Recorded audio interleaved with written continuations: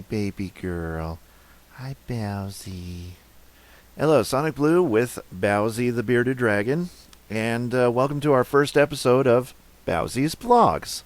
And in this series, I'm gonna kick back and relax, tell you all about some of the ups and downs of owning a bearded dragon, and some of the things that Bowsie has put me through as a bearded dragon owner. Now, I've had Bowsie ever since she was 6 weeks old. She's 4 in October this year. And as you can see, she's very active, very alert, very healthy. That's a true sign of a good, healthy bearded dragon, is if they're alert and their limbs all work the same, and they're very strong limbs. And she has a very strong grip too. When she latches onto my arm or my hand, she latches on, does not let go. You practically need a crowbar to pry it off. And that's a good sign that you got a healthy bearded dragon, from the tightness that they grip your hands or your arm or whatever they happen to be gripping. So, but with the right diet, with the right exercise, your bearded dragon will be just about as healthy as Bowsie here. And I'd like to tell you some of the things that have happened along the way of raising Bowsie. For instance, I did mention earlier in my update video that Bowsie has known to scare the living crap out of me. Isn't that sweet? She's smiling for the camera. That's a good girl, Bowsie. She loves cameras. Ever since she was born, she's been constantly around cameras. I've always had a camera in her face whenever she has done something cute, so she grew up around cameras. And right now she's giving everybody a nice smile. Little gaping smile. And it's not because she's too hot. It's not because she's having trouble breathing. But she does that when she wants to express happiness. And also when she's very mischievous, she'll gape at me. But, owning a bearded dragon, you have to interpret the meaning of their gapes, because they gape in many different ways and they have different moods, and each mood is different in the gaping that they do. See, bearded dragons will gape when they're too hot, and they regulate their temperature by opening their mouths and gape, much like a dog would pant, if they get too hot. Well, that's the equivalent to bearded dragons when they gape, especially when they're underneath a heating lamp and they open their mouths up real wide and they look around and it looks like they're really smiling and happy, but that's because they're regulating their body temperature. But if they get too hot, they gape, and that's their method of cooling off a little bit. Bearded dragons will also gape their mouths when they are about ready to strike, but their beards will puff out and they will turn black before they do. Because if a bearded dragon ever puffs its beard out at you and it turns black, it's an early sign that says, hey, back away from me because I'm mad and I don't want you to get any closer. And then when they open their mouths, they're getting ready to bite you. So if you see that, you definitely want to be careful around wild bearded dragons when they do that. But after a while, they do calm down. Don't you, baby? Yes, you do. You can get into a lot of mischief. And that leads us into one of the moments that Bowsie would scare the living crap out of me every single time she does this. When she's active like this, there is no way to calm her down. The only surefire way to do so is to carefully, if I can demonstrate, if Bowsie will let me demonstrate, because right now she's a little bit active and she wants to perform for the camera. She wants to look at the camera. She loves cameras. But the only thing that works is if I hold her like this, like my hands are in prayer mode, right? Like I'm in prayer. And Bowsie's between them, and I don't squeeze and I don't do anything. I just hold her very gently between my hands, and then I softly place her onto her back like this. And this is the only way to subdue a very hyperactive bearded dragon, is to do this. And it puts them in a very comfortable state. It doesn't harm them. It doesn't hurt them in any way. But it just shows them, hey, you're getting too out of hand. You need to calm down. And she calms right down, don't you, Bowsie? Yeah. Well, you're not in trouble now. You're not in trouble now. No. I give you a kiss. Yeah, I'll give you a little nuzzle, too. I've had a lot of time training Bowsie and, getting her to understand the meaning of Daddy's affections, where, she's just too irresistible. I just can't help but, take her out and let her cuddle against my chest and all that stuff. But, I've raised her to be a very affectionate lizard, and a lot of herpetologists will say that bearded dragons especially do not have any concept of love. But that's because a lot of them aren't raised on love. You have to raise the bearded dragon from infancy on nothing but loving intentions. And they will get used to it, and they will understand what it means. Can they love you back? Well, they do, but in their own ways. A lot of people say they tolerate you, but it goes a step beyond toleration and understanding what daddy is trying to do when, say, I feed you something good that you like, or when you do something really nice and I reward you with treats like grapes. You love grapes. She loves grapes. But anyway, let me go ahead and tell you about some of the times that Bowsie had scared the living crap out of me, and why I say this little girl is a daredevil. There have been times when I was holding Bowsie, and I would think that she's got a really good grip on my shirt when she hangs on to me. And a lot of times when I'm out walking around, I will have a good hold on Bowsie. I will hold my hand around her very gently, never squeezing. You never squeeze a bearded dragon. That's first and foremost. But always gentle, and always have a hand around her. In one particular time, both of my hands were full, but she did get a good grip on my shirt, so I wasn't too afraid, and she is known to hang there a long time. Well, one particular time, she decided, I'm going to stop hanging on, and I'm just going to drop to the floor. And she did, straight down, onto the ground, landing on her legs, her stomach, her hands, and that scared the crap out of me.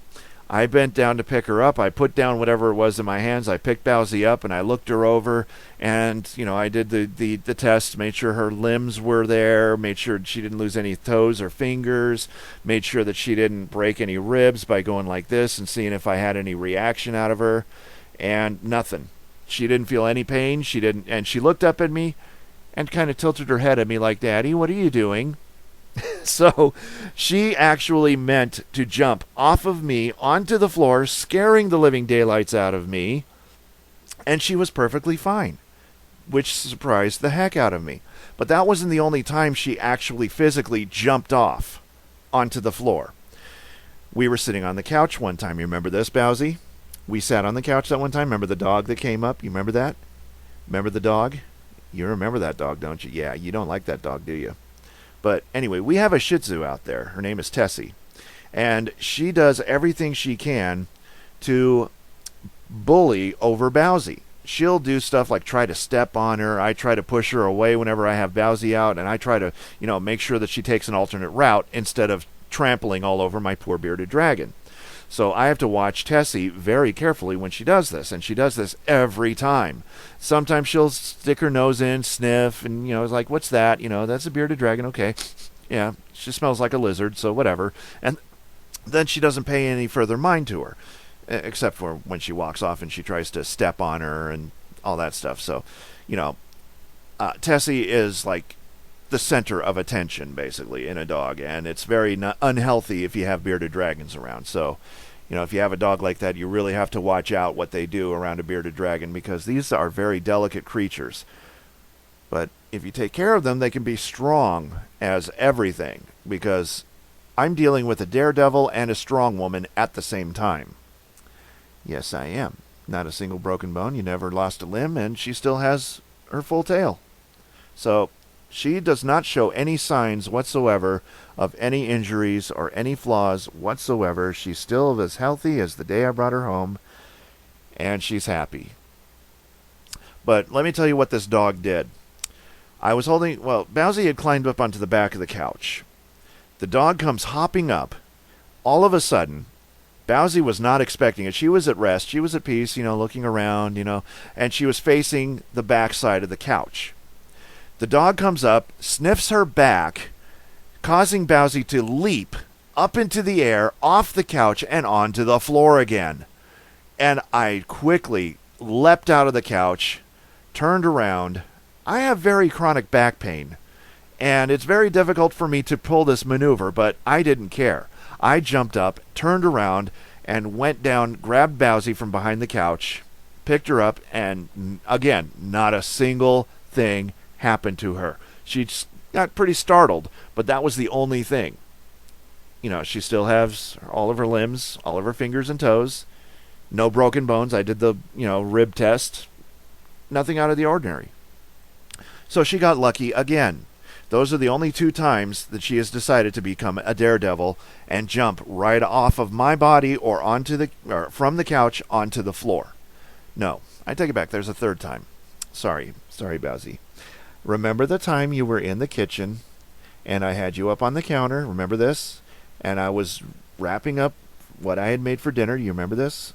And I was putting all those pots and pans in the sink. Remember this? I turned my back for just 1 second. 1 solitary second. She stayed up on the counter. She's good at staying on the counter and staying where she's put. But this time she decided, I'm going to hop off of this counter and go right onto the floor. Again, being a daredevil. When she gets in daredevil mode, you can't stop her. She just does what she wants. So I had her up on the counter, and usually I'll have her on the counter quite often in the kitchen. She'll watch me cook and stuff, so she's comfortable up there. She likes watching Daddy cook. So one time I had her on the counter. I was putting away the pots and pans in the sink, and the moment I turned my back, she decided I'm going to jump off onto the floor. So she does, and I hear this thump on the floor. I turn around, and Bowsie's on the floor crawling away. I'm like, whoa, where do you think you're going, Missy? So I picked her up. Once again, checked her over, because I'm always doing this with Bowsie. I've checked her over, made sure her arms and limbs and fingers and toes were intact, and I did the rib cage test, made sure that her ribs weren't broken, and they're still just fine. I run my finger along it very gently, and if I see any kind of sudden twitches, then I know that there's internal damages. And I run my finger down along her underside, not a single thing out of place. I felt around her insides, nothing, not a single thing. So she scared the crap out of me 3 total times. I don't want to make 4, because even though she is very much a daredevil, bearded dragons will surprise the heck out of you, and especially if you don't keep a good enough hold on them or a watch on them. They can and will test your patience. So if you own a bearded dragon, please be careful. Don't turn your back on them for a single moment. And do not release any kind of grip whatsoever on them if they happen to be clinging to you. Keep them at all times, if you're standing up especially. But if you're sitting down, that's fine. They can crawl all over the place and, they won't fall. But, you really have to watch these little critters. And when you think that they're secure, they're really not. So those are the 3 main times that Bowsie has really scared the hell out of me. And she does a good job at it. So there you have it. And there's Bowsie, just as healthy as the day she was born, still has perfectly good working limbs, all of her fingers and toes are intact, and she's happy. She's smiling. She's smiling at everybody. So from all of us here in the Opopit Studios, to all of you out there watching Bowsie's vlogs, this is Bowsie saying bye. Say bye to everybody. Say bye. Bye, Bowsie. Say bye. Bye. Bye. This is a very happy bearded dragon.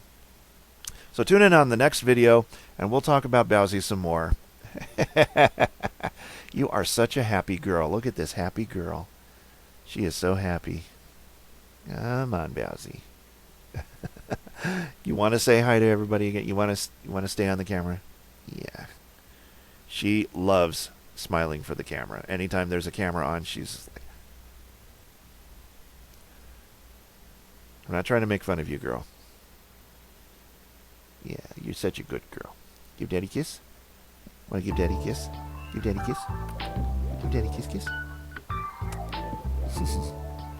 Anyway, take care, everybody.